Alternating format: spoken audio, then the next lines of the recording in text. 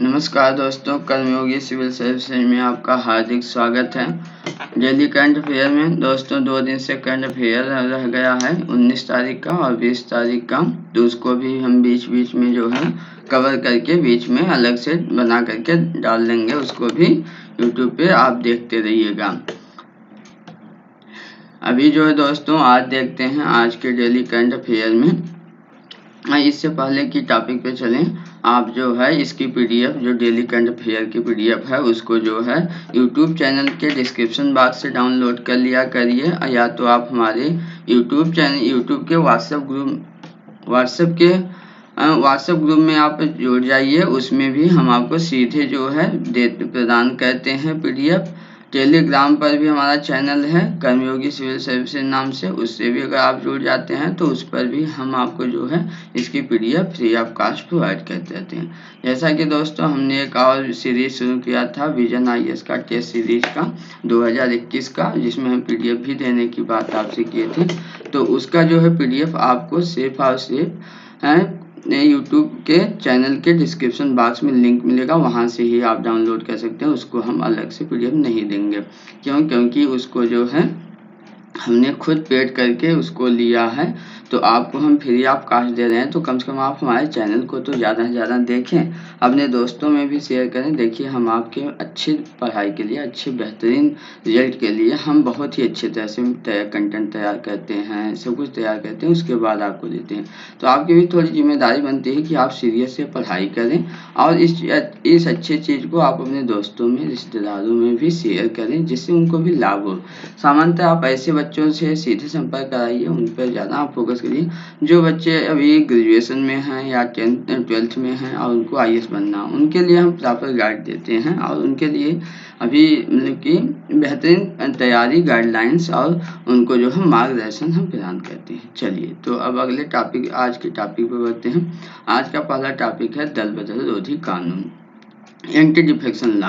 ये क्या है एंटी डिफेक्शन लॉ? इसको जो है आप यूपीएससी के पेपर सेकंड के जीएस पेपर सेकंड के भारतीय संविधान, जिसमें ऐतिहासिक आधार, विशेषता, महत्वपूर्ण प्रावधान और बुनियादी संरचना, उस टॉपिक से कोरिलेट कर लीजिएगा।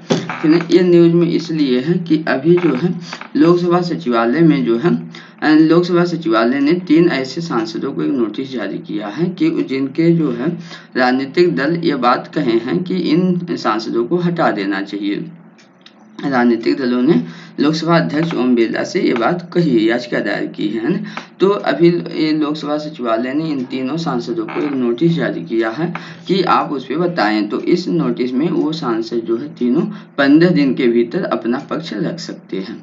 तो देख लेते हैं दल बदल विरोधी कानून क्या। ये दल बदल विरोधी कानून जो है 52वां संविधान संशोधन 1985 में संविधान में संशोधन करके एक अनुसूची जोड़ी गई थी, 10वीं अनुसूची। इसका उद्देश्य उस समय यह था कि उस समय बहुत ज़्यादा सांसद और विधायक जो है एक राजनीतिक पार्टी से दूसरी राजनीतिक पार्टी में शामिल हो जाया करते थे पैसे के आधार पे, जिससे सरकारें गिर जाया करती थी। तो इन अस्थिर सरकारों को रोकने के उद्देश्य से जो है इस कानून को लाया गया था। 1950 में राजीव गांधी की सरकार ने इस कानून को लाई थी। इसमें कुछ प्रावधान किए गए हैं, जैसा कि आप समझ सकते हैं कि अगर रोकने के लिए लाई गई है या स्थिर सरकार बनाने के लिए लाई गई थी और सांसदों और विधायकों की एक पार्टी दूसरे पार्टी में जाने से रोकने के लिए रोकी गई थी, तो कुछ निर्धारिता संबंधी आधार भी होंगे। उसमें 3 तरह के आधार हैं सामान्यतः। पहला, अगर कोई भी दल, कोई भी कैंडिडेट सदस्य अगर वो राजनीतिक पार्टी से सदस्य है तो उसका क्या होगा ना, तो वो इस आधार पे जो है मतलब कि अपने सांसद या विधायक की पद से मतलब कि वो निर्हर हो सकता है जब वो या तो स्वेच्छा से अपनी पार्टी की सदस्यता त्याग दे, पहली केस। दूसरी, या तो अगर राजनीतिक दल के निर्देश के विपरीत अगर वह सदन में मतदान करता है या मतदान में अनुपस्थित रहता है तो भी वह निर्भरता घोषित हो सकता है, बशर्ते कि अगर वह मान लीजिए क्षमा मांग ले अपनी राजनीतिक पार्टी से और राजनीतिक पार्टी 15 दिन के भीतर अगर उसको क्षमा दे दे तो इस तब उसका जो है निर्भरता बच सकती है, अदरवाइज वो निर्भर हो जाता है, मतलब उसका विधायक पद चला जाता है। दूसरा कोई अगर मान लीजिए निर्दलीय, दूसरी केस है निर्दलीय उम्मीदवार। अगर निर्दलीय उम्मीदवार जीत गया है, बिना किसी पार्टी से जीता है, और अगर वो जीतने के बाद किसी भी राजनीतिक पार्टी में अगर वो शामिल हो जाता है तो उसका भी पद जो है समाप्त हो जाएगा, मतलब वह संसद या विधायक नहीं रह जाएगा। तीसरी केस, ऐसा कोई सदस्य जो चुना जाता है, जिसको राष्ट्रपति या राज्यपाल चुनते हैं, नामित कहते हैं, वह नामित सदस्य 6 महीने तक तो किसी पार्टी में आ जा सकता है, किसी भी पार्टी की सदस्यता ग्रहण कर सकता है। लेकिन 6 महीने के बाद अगर वह किसी पार्टी की सदस्यता ग्रहण करता है तो उसका भी पद समाप्त हो जाएगा, वह सांसद या विधायक नहीं रहेगा।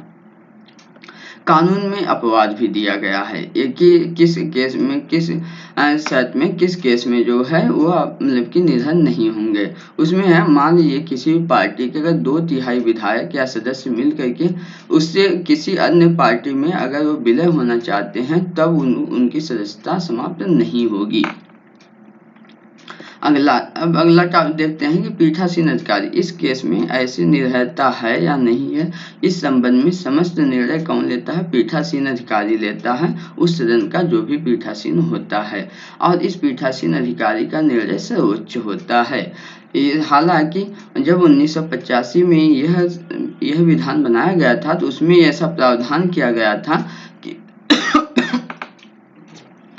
सॉरी यह प्रावधान किया गया था कि पीठासीन अधिकारी का जो है निर्णय वह न्यायिक समीक्षा के अधीन नहीं होगा, मतलब न्यायिक समीक्षा नहीं हो सकती। लेकिन 1992 में सुप्रीम कोर्ट ने केतो होनलोहन मामले में इस प्रावधान को समाप्त कर दिया, बोला कि नहीं, पीठासीन अधिकारी के निर्णय की न्यायिक समीक्षा की जा सकती है, बशर्ते उसमें एक शर्त लगा दिया कि वो तभी निर्णय की जा सकती है कि जब वो निर्णय दे चुका होता है। ऐसा नहीं कि पहले ही किया जा सकता, नहीं, अगर वो निर्णय दे चुका है तो उसके बाद न्यायिक समीक्षा की जा सकती है कि उसने सही निर्णय दिया है या पक्षपात या भेद के आधार पर दिया है, इस आधार पर, है ना।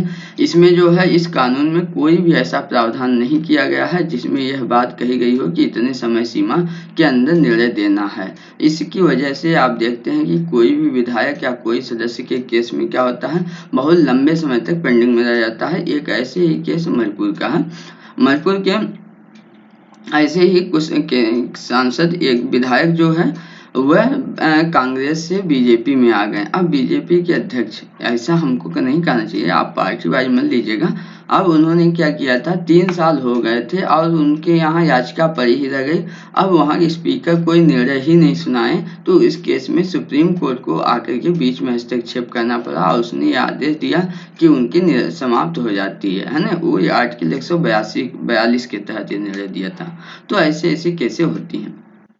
अगला टॉपिक है टीपू सुल्तान और उसकी सहायक संधि क्या है। इसको जो है आप यूपीएससी के जीएस पेपर प्रथम के आधुनिक भारतीय इतिहास के महत्वपूर्ण व्यक्तित्व वाले टॉपिक से कोरिलेट कर सकते हैं।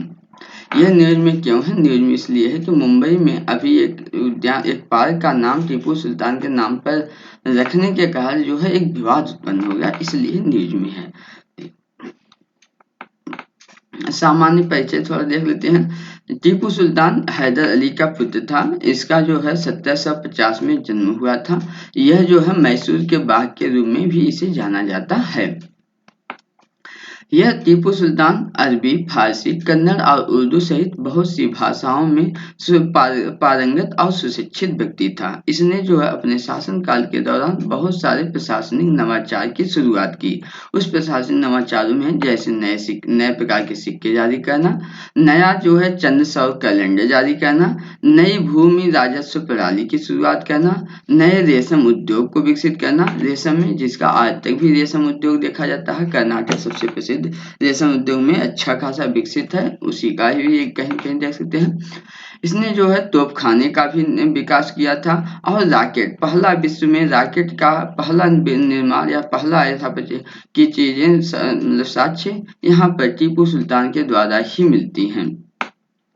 इसने जो है रॉकेट संचालन और सैन्य संचालन के लिए एक सैन्य मैनुअल भी लिखा था, उसका नाम है फतुल मुजाहिदीन। ये एक सैन्य मैनुअल था जिसमें किस प्रकार से ऑपरेट किया जाएगा, सैन्य संचालन किया जाएगा, इस समस्त जानकारियां दी हुई हैं।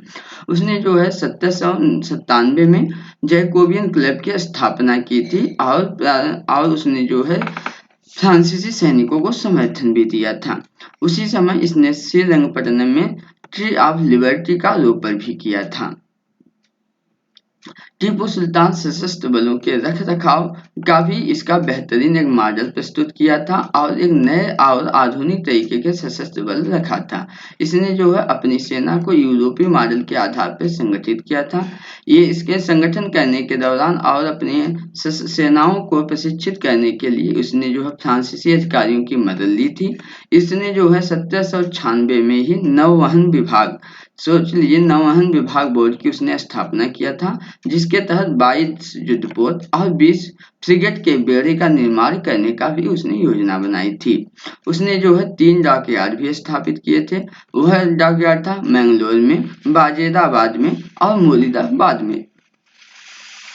आंग्ल मैसूर युद्ध, जैसा कि आपको पता होगा कि इसके साथ हैदर अली या टीपू सुल्तान के साथ मिला करके 4 आंग्ल मैसूर युद्ध हुए थे, जिसमें चौथे आंग्ल मैसूर युद्ध में टीपू सुल्तान की मृत्यु हो गई थी। श्रीरंगपट्टनम की रक्षा करते हुए वह शहीद हो गया था।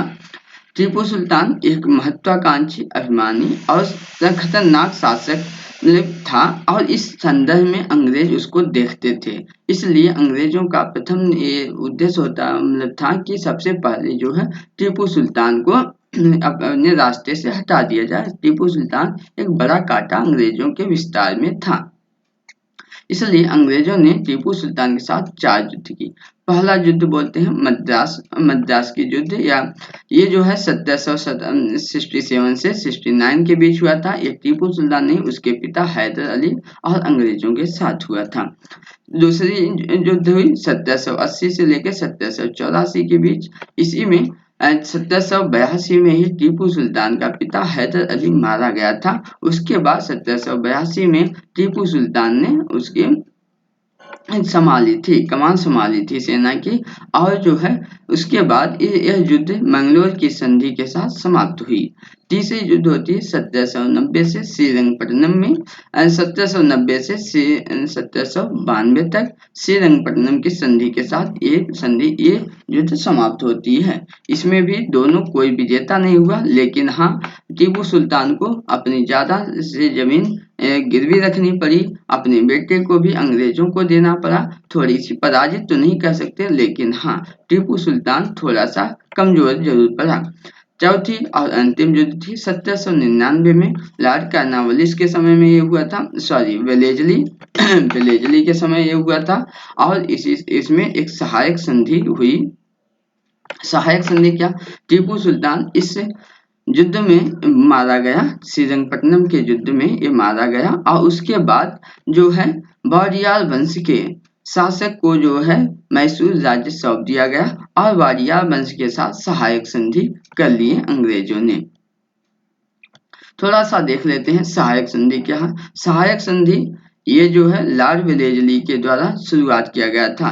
लॉर्ड वेलेजली कॉर्नवालिस के बाद 1796 में भारत आया था, और यह जो है एक ऐसी व्यवस्था स्थापित करना चाहता था जिसके तहत कम खर्चे पर ज्यादा से ज्यादा सैनिक रखे जा सकें।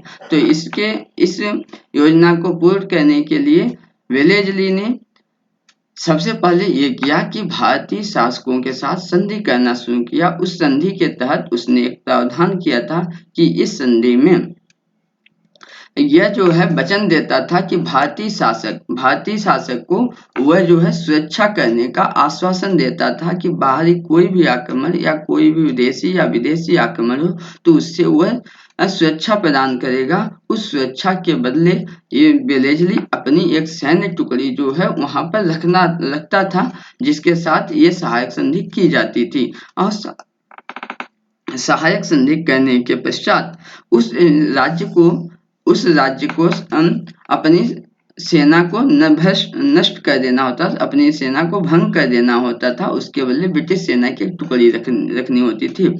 इस आधार पे वेलेजली अपने मंशा में मतलब कि अपनी उसकी मंशा पूर्ति हो गई, जिसके आधार पे वह जो है एक बड़ी सेना भी रख सकता था और भारतीय शासक उसके अधीन भी हो गए। ये था सहायक संधि।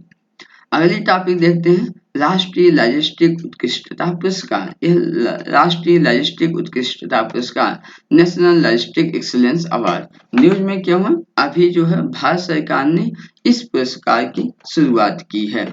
इस पुरस्कार की शुरुआत की है, इससे विभिन्न कंपनियों को एक बेहतरीन पहचान मिलेगी, जिससे वह लॉजिस्टिक क्षेत्र में उत्कृष्ट कार्य कर सकने के लिए प्रोत्साहित होंगे।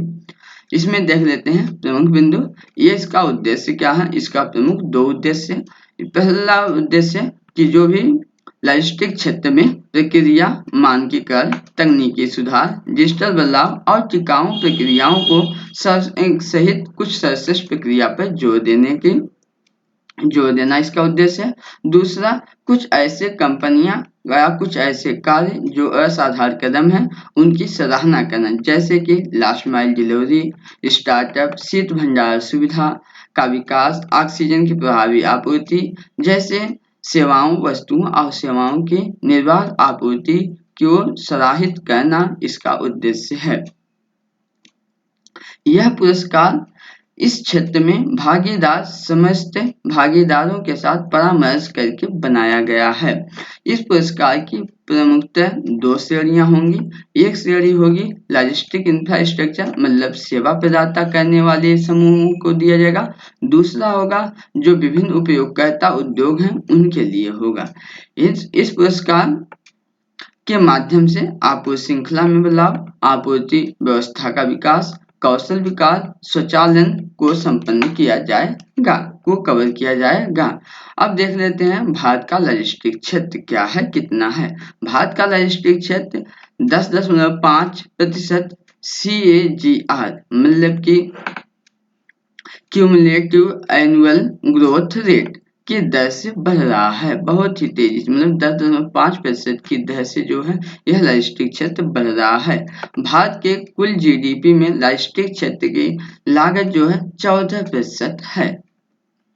अगला टॉपिक देख लेते हैं दाम्पत्य अधिकार। यह दाम्पत्य अधिकार क्या है और यह जो है सुप्रीम कोर्ट के समक्ष लाया गया है। इस संबंध में जानकारी देखते हैं। इसको जो है आप UPSC के GS पेपर द्वितीय के विभिन्न घटकों के बीच शक्तियों का पृथक्करण, विवाद निवारण तथा संस्थान वाले टॉपिक से कोरिलेट कर सकते हैं। अब देख लेते हैं यह दाम्पत्य अधिकार न्यूज में क्यों है। अभी जो है सुप्रीम कोर्ट में दाम्पत्य अधिकार के प्रतिस्थापन, मतलब उसको लागू करने या स्थापित करने के लेकर एक याचिका दायर की गई है और इस याचिका में इस दाम्पत्य अधिकार को चुनौती दी गई है, जिसे सुप्रीम कोर्ट ने स्वीकार कर लिया है आगे सुनवाई करने के लिए। तो देख लेते हैं क्या है दाम्पत्य अधिकार। दाम्पत्य अधिकार एक ऐसा अधिकार है जो विवाह के बाद ये अधिकार सामने आता है या विवाह के बाद इस अधिकार की शुरुआत होती है, विवाह से सृजित होता है। इस अधिकार के तहत पति या पत्नी का एक दूसरे पर जो है अधिकार होता है, या पति या पत्नी शादी होने के बाद पति या पत्नी का कुछ सामाजिक तथा कुछ पारिवारिक दायित्व और अधिकार उत्पन्न होते हैं। इसी सामाजिक अधिकार और दायित्व को दाम्पत्य अधिकार बोलते हैं। इसमें क्या क्या आते हैं, जैसे विवाह होने के बाद विवाह, तलाक या भरण पोषण, एक दूसरे पति या पत्नी का भरण पोषण, अगर कोई ऐसी केस होती है तो उसका गुजारा भत्ता, तथा बच्चे हैं तो बच्चे का पालन करना, उनको अच्छे माहौल पैदा कर देना, बच्चे के विकास के लिए प्रयास करना, माता पिता को प्रयास करना, तथा साथ ही साथ इस अधिकार में पति पत्नी के बीच साहचर्य का अधिकार भी आता है कि पति पत्नी एक दूसरे के साथ अपने पति पत्नी के रिश्ते को भी निभाएं। यह जो है हिंदू विवाह हिंदू विवाह अधिनियम 1955 की धारा 9 में इस अधिकार का जिक्र किया गया है। इस अधिकार को लागू कैसे किया जा सकता है? जैसा कि आप देख रहे हैं कि हिंदू विवाह अधिनियम 1955 की धारा 9 में इस अधिकार का जिक्र किया गया है, तो अर्थात अगर किसी कानून में किसी भी प्रावधान का जिक्र किया गया है तो उसे लागू करने के लिए कोई भी व्यक्ति कोर्ट जा सकता है। इस व्यवस्था के तहत अगर वो पीड़ित है तो यही काम इस कानून में भी होता है कि इस अधिकार से कोई भी व्यक्ति अगर पीड़ित है, पति या पत्नी या बच्चे, तो वह जिला अदालत या फैमिली कोर्ट में याचिका दायर कर सकते हैं और इस याचिका के आधार पे कोर्ट उनकी सुनवाई कर सकती है और इस सुनवाई या इसके फैसले के खिलाफ जो है सुप्रीम कोर्ट या हाई कोर्ट तक अपील भी की जा सकती है। मुद्दा आता है कि इस कानून को आखिर चुनौती क्यों दी गई है। कुछ ऐसे बुद्धिजीवी हैं, उनका मानना है कि यह जो है कानून निजता के मौलिक अधिकार का उल्लंघन करता है। उनका ये भी मानना है कि यह कानून जो है राज्य की ओर से जबरदस्ती किए जाने के समान है कि राज्य आखिर में पति पत्नी के बीच अधिकार है तो उसको राज्य स्थापित कैसे कर सकता है अगर उन्हें चाहे। इन बुद्धिजीवियों का यह भी मानना है कि यौन संबंधी निर्णय लेने की स्वतंत्रता, स्वायत्तता यह जो है व्यक्ति पर निर्भर करती है, कोई कोर्ट या राज्य इसको लागू नहीं कर सकता है। उनका कुछ बुद्धिजीवियों का ये भी मानना है कि यह निजता और गरिमा के अधिकार का उल्लंघन भी है। ये भी तर्क दिया जाता है कि इस कानून की वजह से महिलाओं को अनुचित तरीके से यह कानून प्रभावित करता है, जिसके आधार पे महिलाओं को जो है इस तथ्य को सिद्ध स्थापित किया जाता है कि शादी के बाद उनको ससुराल में रहना चाहिए, ससुराल आएं। अगला टॉपिक देख लेते हैं दोस्तों, है मेकेदातु परियोजना। ये इसको जो है आप यूपीएससी के जीएस पेपर द्वितीय के सरकारी नीतियों और उसके विकास के लिए हस्तक्षेप तथा उससे उत्पन्न होने वाले विषय के यूनिट से आप कोरिलेट कर सकते हैं। यह मेकेदातु बांध परियोजना आखिर न्यूज में क्यों है, देखते हैं। यह न्यूज में इसलिए है कि कर्नाटक ने इस बात के लिए सहमत हो गया है कि जब तक कावेरी जल प्रबंधन प्राधिकरण उसको मंजूरी नहीं दे देती है तब तक कर्नाटक इस बांध परियोजना के लिए आगे कोई कार्य नहीं करेगा, कोई निर्माण कार्य आगे नहीं करेगा, इसके लिए सहमत हो गया है। देख लेते हैं पृष्ठभूमि क्या है। यह जो है मेकेदातु बांध परियोजना यह कावेरी नदी पे बनाई जा रही है। वास्तव में मेकेदातु एक जगह का नाम है जो कावेरी और उसकी सहायक नदी अर्कावती नदी के संगम पर स्थित है। इस बांध परियोजना को लेकर कर्नाटक और तमिलनाडु के बीच मतभेद भी चल रहा है। इस बांध परियोजना का प्रमुख उद्देश्य बंगलुरु शहर के लिए पीने के पानी की व्यवस्था करना, भंडार करना और आपूर्ति करना है। इस परियोजना के माध्यम से 400 मेगावाट बिजली भी उत्पन्न करने का प्रस्ताव किया गया है। इस परियोजना को लेकर तमिलनाडु की आपत्ति है। तमिलनाडु का मानना है कि अगर यह परियोजना सफल होती है तो तमिलनाडु को कावेरी नदी से कम जल मिलेगा और यह उसके जल प्रवाह को भी प्रभावित कर देगा।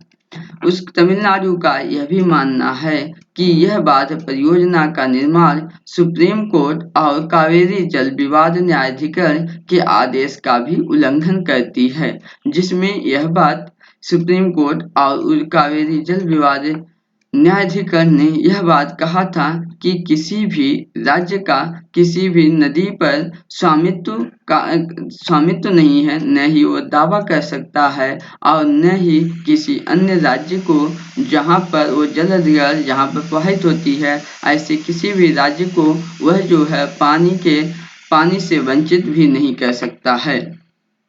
ये तमिलनाडु का यह आपत्ति है। देख लेते हैं कावेरी नदी।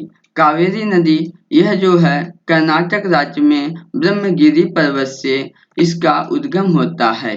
इसे जो है दक्षिण भारत की गंगा भी कहा जाता है। कावेरी नदी 3 राज्य और एक केंद्र शासित प्रदेश से होते हुए प्रवाहित होती है। 3 राज्यों में कर्नाटक, केरल, तमिलनाडु है तथा एक केंद्र शासित प्रदेश पुडुचेरी भी शामिल है। इसकी कुछ प्रमुख सहायक नदियां हेमावती, लक्ष्मी तीर्थ, काबिनी, अमरावती, नोयल और भवानी हैं।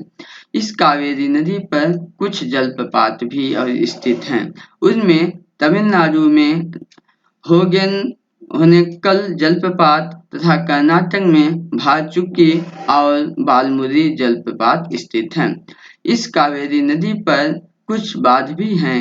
यह एक प्रमुख बांध है मेट्टूर बांध। यह मेट्टूर बांध जो है कावेरी नदी पर तमिलनाडु में स्थित है। दोस्तों इस प्रकार आज का टॉपिक समाप्त हुआ। आप जो है इसकी पीडीएफ डाउनलोड कर लीजिएगा।